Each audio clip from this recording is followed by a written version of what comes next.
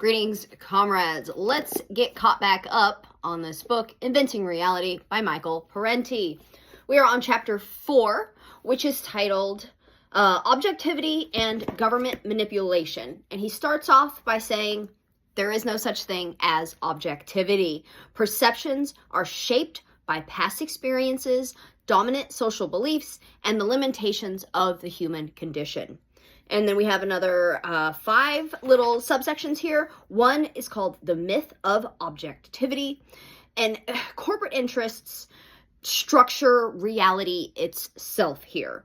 This idea of journalistic objectivity is really just an acceptance of a social reality that is shaped by the dominant forces of society without any sort of like critical examination of that agenda, right? Opinions from the dominant power are reported as facts, and then facts that are troublesome to power are reported as opinion, right? Reporters and journalists often just regurgitate State Department propaganda without question. The corporate business class is also considered a sacred cow, right, that is served by our government. Subsection 2, not enough time, space, and money. And here he talks about in 1982, I'm sure we all heard about the Tylenol murders, right? It's why bottles are impossible to open nowadays, because I don't remember how many people it was, 4, maybe 6 people died, and a few more got sick because somebody had tainted Tylenol pills, right? Obviously terrible and something worth reporting, but at literally the same time, there was something called Oraflex that was killing many more people. Dozens of people died from this drug, but because that was a company that was negligent versus a deranged individual, the news is going to report on the one bad person and not the corporate or systemic failure, right? There was also a story, honest reporting of the Cuban Revolution with popular support that was just completely removed, right? They didn't want to talk about the positives of the Cuban Revolution because communism bad, and we always have to talk about communism bad. Subsection 3 is called maintaining appearances, and then there are 6 little ideas that are numbered off here. 1, ideological consistency. 2, limited range of views on policy. These things do not challenge power. That is all that is reported. 3, self-censorship. 4, rewards and punishment lead to conformity. 5, coercion, bias, and censorship. And then 6, professional integrity. And again, it's just this belief that the dominant view, the view of the ruling class, is the objective one. And that is just fed to us without question. Section 4, is it all economics? Here he talks about how Marx talked about control over the material means of production leads to control over the mental means of production. And that is beautifully stated, right? If an entity, if a class controls our material, our means of production, everything we need to survive, then they are also going to control the narrative surrounding that, right? They are in control, period. And then the mass media class is dominated by the ruling class, right? And so their cultural and economic interests are the ones that you hear about. Number 5 is government manipulation.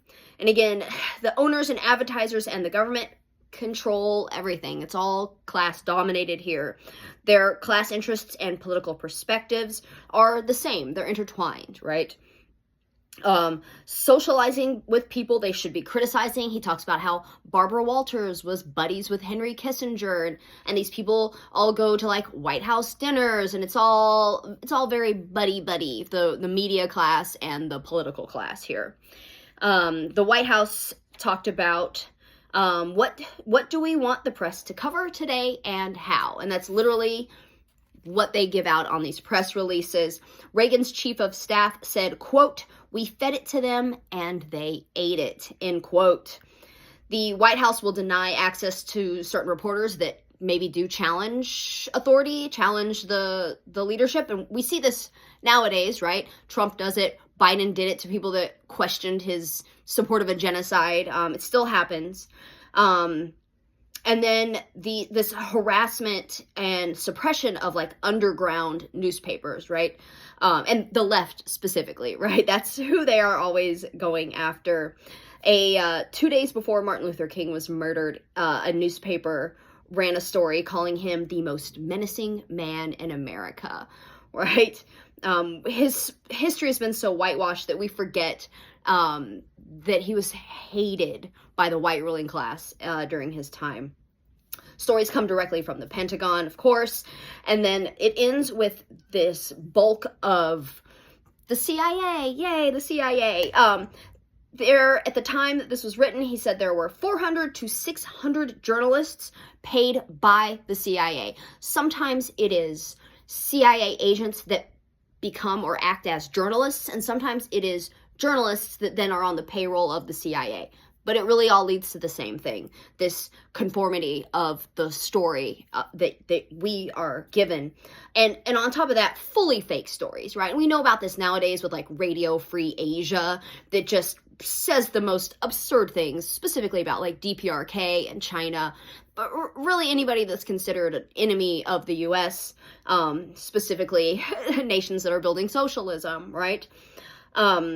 These CIA agents will plant stories abroad in news agencies for other countries, and then those are picked up by the US and reported to us as like fact because it came from this foreign agency. And he calls this blowback. That is what this idea is called.